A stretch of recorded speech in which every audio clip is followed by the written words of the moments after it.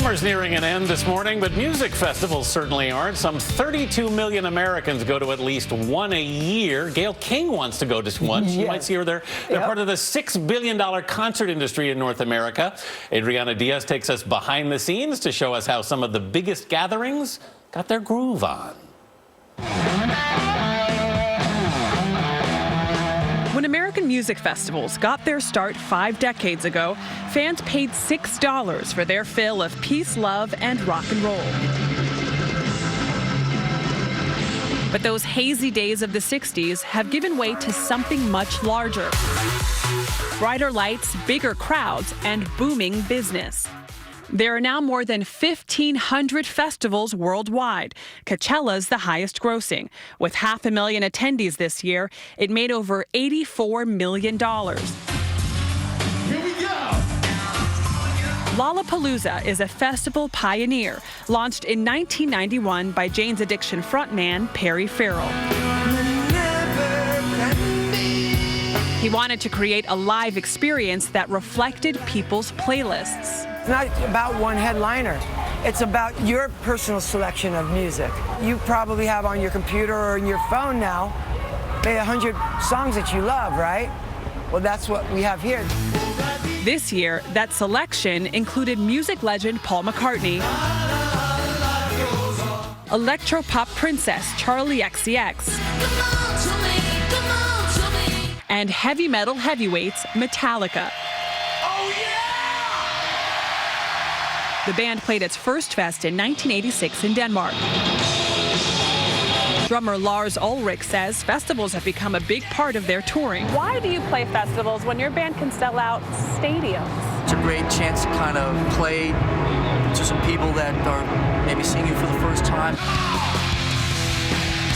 The diversity of the festival is now something that people not only expect, but it's something they depend on. Diversity that now includes DJs. This sea of Coachella fans swarmed the stage for Cascade, a 44-year-old Mormon and father of 3. The growth of festivals right now is insane. I can't keep up with it.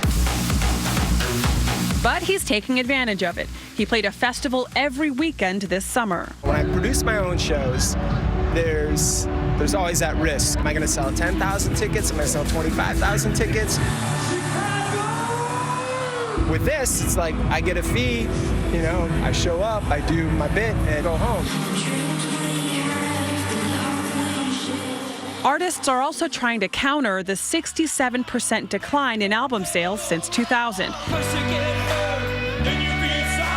That's why the Cold War kids played festivals before they even had an album 10 years ago. We started at the time of like MySpace. I don't know if we ever really thought about making money off of physical sales of music. It's just always something that we've kind of just accepted.